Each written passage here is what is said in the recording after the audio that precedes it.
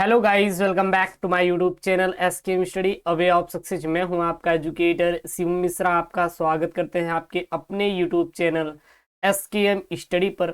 और यहां पर 2024 के लिए, जी हां, 2024 के लिए बोर्ड के द्वारा जारी किए गए सिलेबस को लेकर आए हैं।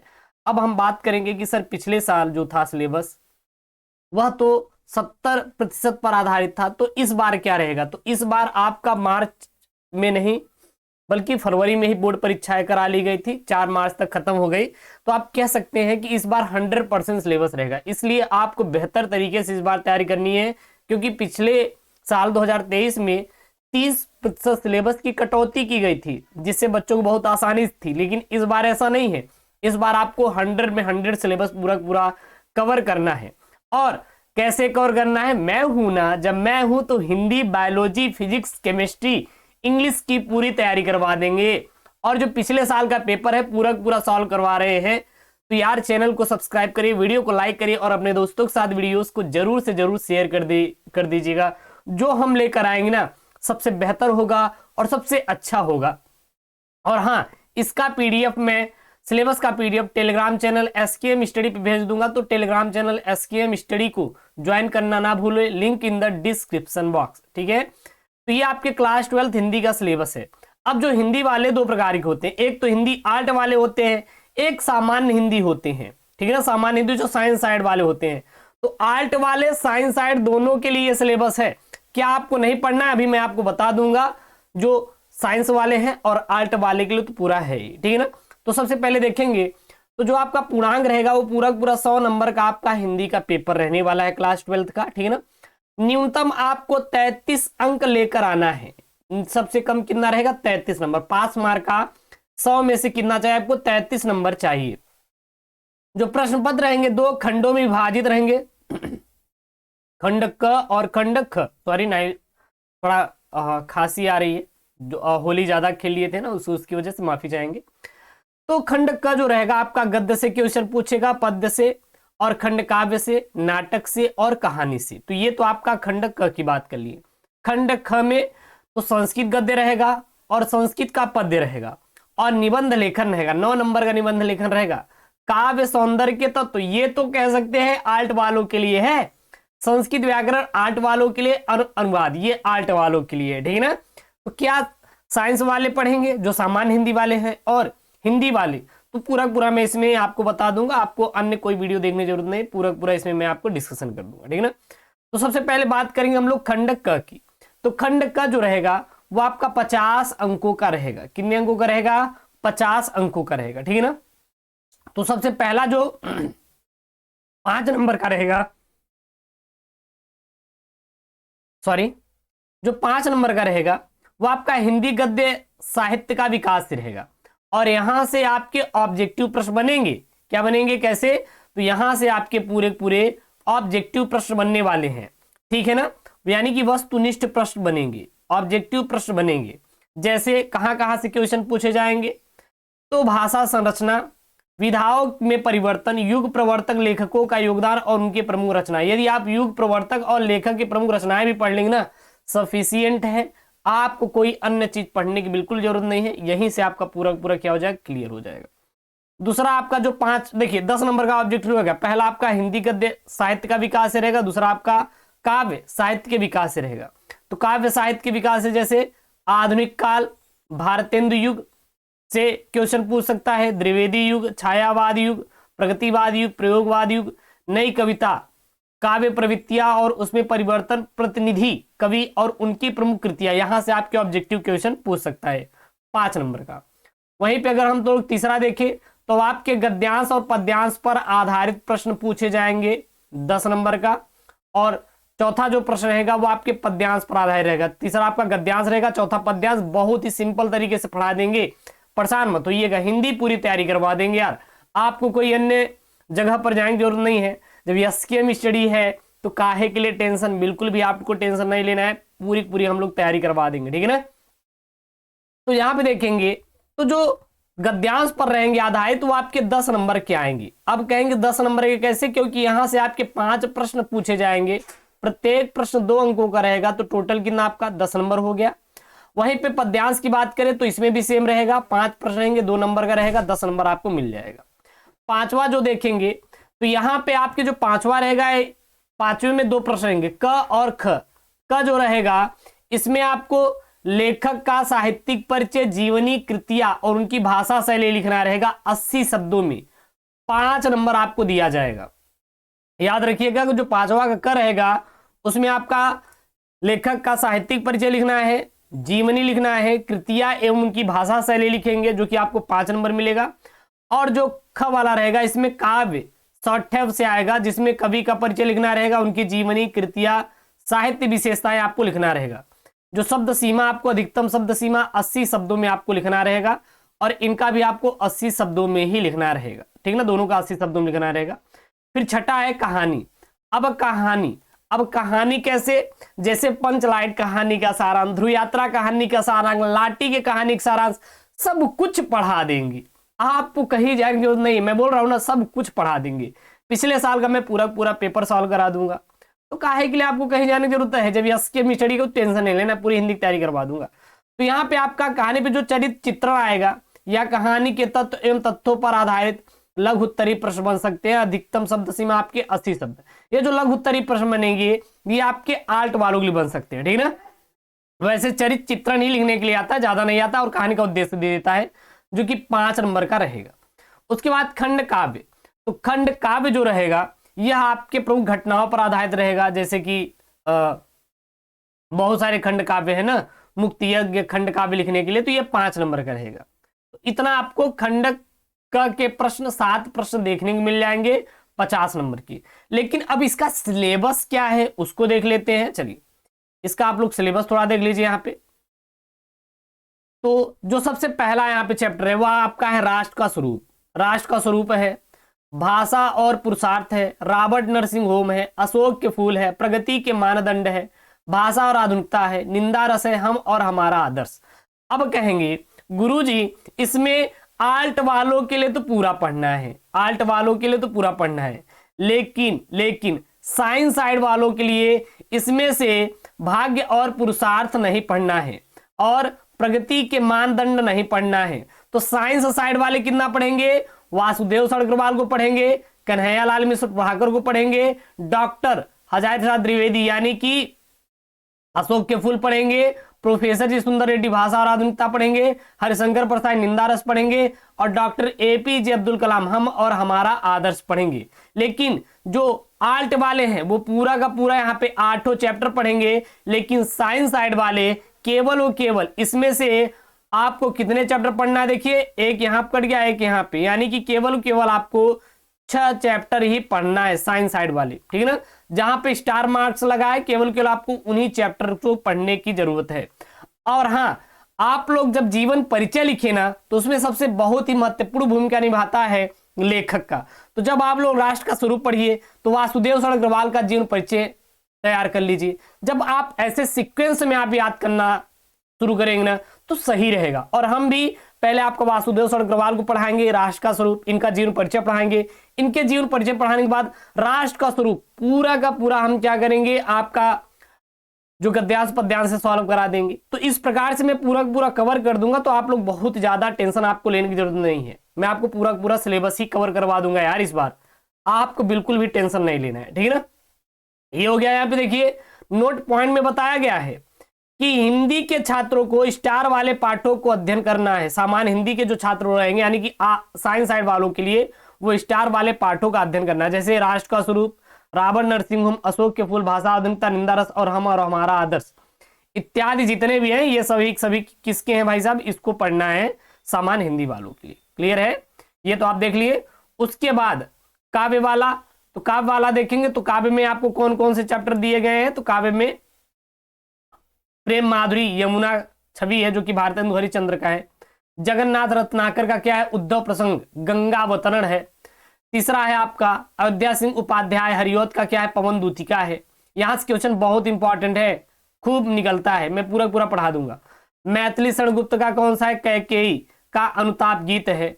जयशंकर प्रसाद जी का गीत श्रद्धा मनु है।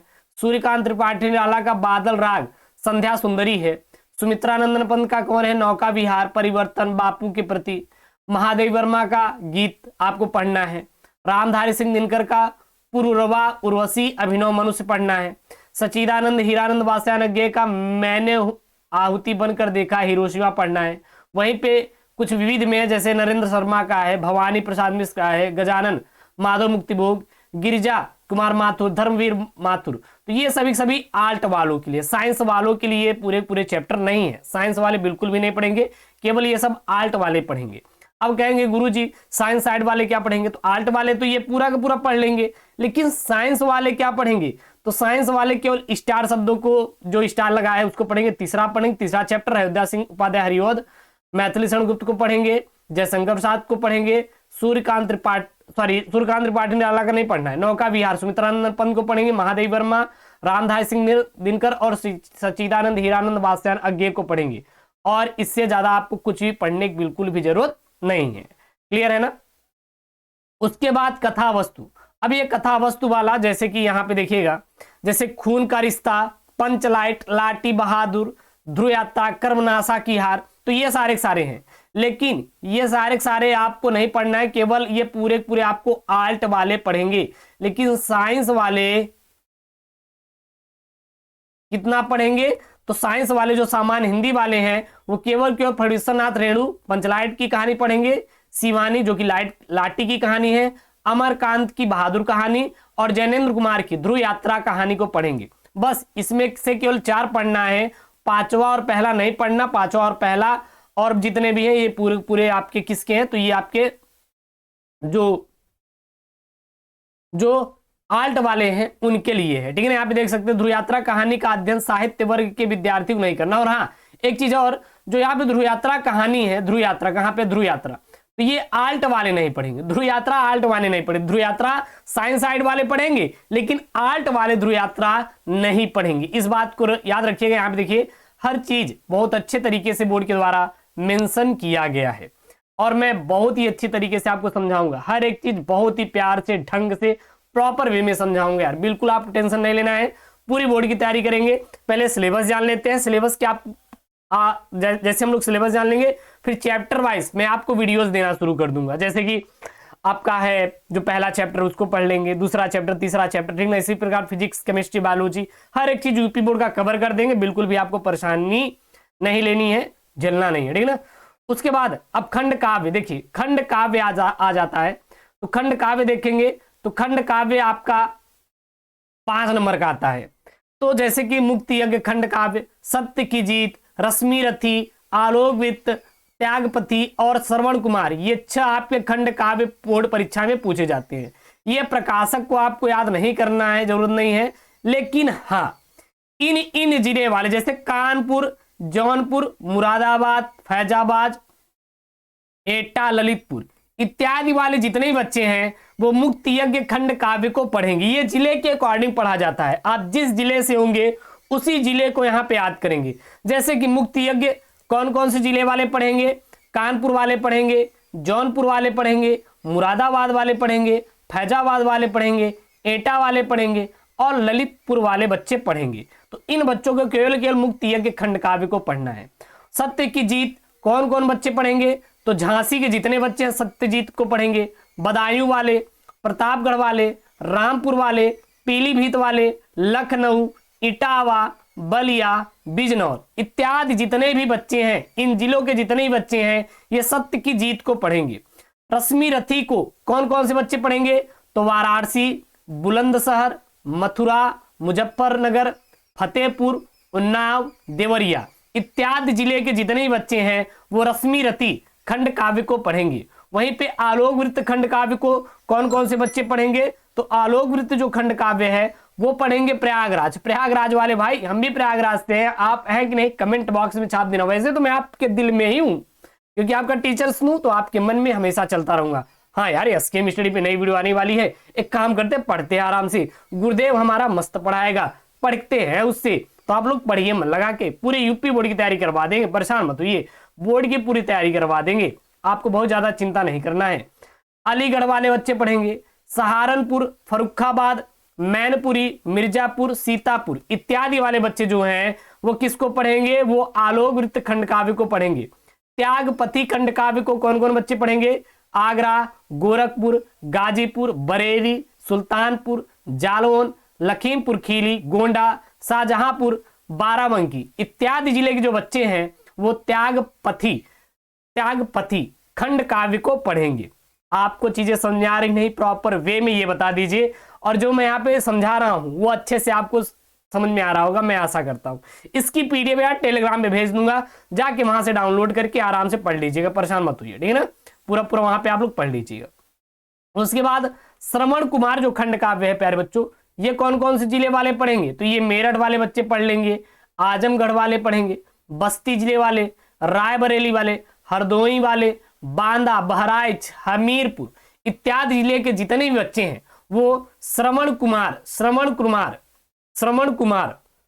वाला जो भी खंड काव्य है इसको पढ़ लेंगे। तो इतना आपको प्रॉपर वे में खंड काव्य वाला कौन कौन सा आपके किस किस जिले में आएगा मैंने बता दिया, और आप लोग पढ़ लीजिएगा, ठीक है ना। इतना समझ आ गया। इसका पीडीएफ हम टेलीग्राम पे भेज देंगे, जाके आप लोग वहां से डाउनलोड कर लीजिएगा। अब खंड क तो हो गया, खंड ख आएगा जो कि आपका 50 नंबर का आएगा। जी हाँ, ये 50 नंबर का आपका खंड ख पूछा जाएगा आपके पेपर में। अब खंड ख में आपको क्या क्या पढ़ना है? तो जो 8वां प्रश्न रहेगा ना, वो पठित पाठ्य पुस्तक के आदि निर्धारित पाठों के संस्कृत गद्य का संदर्भ सहित हिंदी अनुवाद कीजिए, 7 नंबर का आपका आएगा। तो संस्कृत का आएगा, और ख भी क्या रहेगा? संस्कृत का ही आएगा। तो संस्कृत का गद्य पद्य आपका 14 नंबर के आएंगे, ये याद रखिएगा। 9वां जो रहेगा वो आपके लघुत्तरी प्रश्न, तो ये तो आल्ट वाले पढ़ेंगे, साइंस वाले बिल्कुल भी नहीं पढ़ेंगे। सामान्य हिंदी वाले ये इसको बिल्कुल भी नहीं पढ़ेंगे, इसको केवल और केवल आल्ट वाले साहित्यिक हिंदी वाले बच्चे पढ़ेंगे। उसके बाद काव्य सौंदर्य के, तो जैसे कि रस, छंद, अलंकार एक एक करके मैं आपको पढ़ा दूंगा, बिल्कुल भी टेंशन मत लीजिएगा। जितने भी रस, छंद, अलंकार है पूरा का पूरा हम लोग पढ़ लेंगे, ठीक है ना। तो जैसे सभी रस, परिभाषा और उदाहरण आपको पढ़ लेना है। अलंकार, शब्दालंकार, अर्थालंकार, तो शब्दालंकार जैसे अनुप्रास अलंकार, यमक अलंकार, श्लेष अलंकार, परिभाषा उदाहरण 2 नंबर का आएगा। अर्थालंकार भी आपको पढ़ लेना है, उपमा, रूपक, उत्प्रेक्षा, संदेह, भ्रांतिमान, अनुमेय, प्रदीप, ये सब नहीं आता, केवल ये 3 भी याद कर लेंगे ना तो काम हो जाएगा। ये केवल आप 6 पढ़ लीजिएगा अलंकार, बस, बहुत ज्यादा आपको नहीं पढ़ना। यही 6 से आपके अलंकार से क्वेश्चन पूछे जाते हैं। छंद में आपको ये तो आपको पढ़ना है, मात्रिक, चौपाई, दोहा, सोरठा, रोला, कुंडलनिया, ठीक है ना, ये तो आपको पढ़ना ही है। इसमें से जो इंपॉर्टेंट है, अगर आप मात्रिक, चौपाई, दोहा, सोरठा या भी याद कर लेंगे ना, कुंडलनिया, बस आपके लिए बहुत है। दोहा आप और कुंडलनिया याद कर लो, बस ये 2 आप याद कर लोगे, इतने से आपका काम हो जाएगा।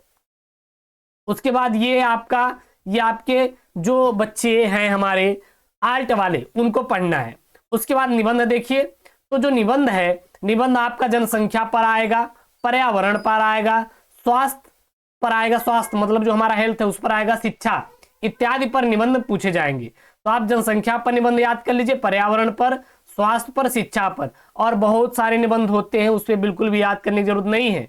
देखते हैं किताब में बहुत सारे निबंध होते हैं, लेकिन सभी निबंध नहीं आएंगे, आप परेशान मत होइए। हिंदी की जब हम लोग पढ़ाएंगे ना, तो शुरू से लेके लास्ट तक पूरा हिंदी पढ़ लेंगे, एक एक करके पढ़ लेंगे, ठीक है ना। उसके बाद संस्कृत व्याकरण, यहां से आपके जो आल्ट वाले बच्चे रहेंगे उनके यहाँ पे दिया गया है। उसके बाद संधि से क्वेश्चन बनेंगे, ऑब्जेक्टिव, तो इसको तो पता होगा, ये पढ़ लेंगे। एक एक में समास से बनेगा, शब्द रूप, धातु रूप, प्रत्यय, तो ये तो आपके आल्ट वाले बच्चे हैं, तो आल्ट वाले पढ़ेंगे, ठीक है ना। विभक्ति और परिचय, तो ये तो आपके साइंस वाले बच्चे पढ़ेंगे, ठीक है। उसके बाद आपका यहाँ पे आपका आएगा जो हिंदी व्याकरण, जैसे कि सामान्य हिंदी वालों बच्चे के लिए एक सेकंड जो यहाँ पे है ना, यहाँ पे, तो यहाँ पे कुछ बच्चे जो हैं आपके हमारे हैं आल्ट से, तो आल्ट वालों के लिए पूरा का पूरा पढ़ेंगे, ठीक है ना। लेकिन सामान्य हिंदी वालों बच्चों के लिए देखो यहाँ पे दिया गया अलग से, जो सामान्य हिंदी वाले बच्चे हैं उनके लिए शब्दों में अंतर आएगा, अनेकार्थी शब्द आएगा, अनेक शब्दों के लिए एक शब्द आएगा, वाक्यों में त्रुटि मार्जन आएगा, हाँ, और लोकोक्तियां, मुहावरे आएगा, पत्र लेखन आएगा, और निबंध आएगा। तो ये सामान्य हिंदी वाले बच्चों के लिए व्याकरण है, और जो ऊपर मैंने व्याकरण बताया ये पूरा पूरा आल्ट वालों के लिए था। हालांकि उसमें से आपको तो रस, छंद, अलंकार पढ़ना ही है, क्योंकि सामान्य हिंदी और आल्ट दोनों में आएगा, तो उसको तो आपको कंपल्सरी पढ़ना, ठीक है ना। अब देखिए यहाँ पे क्या है, यहाँ पे उन्होंने सिलेबस दे रखा है कि संस्कृत में कौन कौन सा पढ़ेंगे, जैसे कि भोज स्म रजसो दार्यम है, संस्कृत भाषाया महत्वम है, आत्मज्ञ एवं सर्वज्ञ है, ठीक है ना, जातक कथा है, और महामनामान विवय है, पंचशील सिद्धांता है, ठीक है ना, सुभाष रत्नानी है। तो ये जो पहला चैप्टर, दूसरा चैप्टर, तीसरा चैप्टर, पांचवा चैप्टर, आठवां चैप्टर, नौवां चैप्टर और 10वां चैप्टर, ये पूरे पूरे सामान्य हिंदी वालों को पढ़ना है। लेकिन लेकिन लेकिन जो आल्ट वाले हैं वो 11 का 11 चैप्टर पढ़ेंगे, सामान्य हिंदी वाले केवल और केवल इन्हीं चैप्टर को पढ़ेंगे, 1 2 3 4 5 6 और 7, केवल केवल 11 में से 7 चैप्टर को ही सामान्य हिंदी वाले पढ़ेंगे। देखिए यहाँ पे दिया है सामान्य हिंदी वालों पाठ्यक्रम को अध्ययन करना है, आप देखिए पूरा का पूरा उन्होंने यहाँ पे दे रखा है, ठीक है ना। तो ये पूरा का पूरा क्लास 12 हिंदी 2024 के लिए सिलेबस है, बोर्ड परीक्षा 2024 जो यूपी बोर्ड वाले हैं उनका पूरा पूरा सिलेबस है। पहले हम लोग यहाँ पे सिलेबस देख लिए, अब हम लोग क्या करेंगे, इसके बाद पूरा का पूरा एक एक करके पढ़ेंगे। जब हम लोग पढ़ लेंगे तो फिर अपना आप बोर्ड एग्जाम में बैठिएगा, मॉडल सेट पेपर हर एक चीज अवेलेबल कराएंगे, आपको परेशान नहीं होना है, ठीक है ना। जब एसकेएम स्टडी है तो बिल्कुल भी आपको टेंशन नहीं लेना है। चैनल को सब्सक्राइब करके रखना है, वीडियो को लाइक करना है यार, लाइक करना है, दोस्तों के साथ शेयर करना है, link in the description box. क्या कर रहे हो यार, जाओ टेलीग्राम चैनल एसकेएम स्टडी को ज्वाइन करो। मिलते हैं नेक्स्ट वीडियो में, दोस्तों थैंक यू, जय हिंद।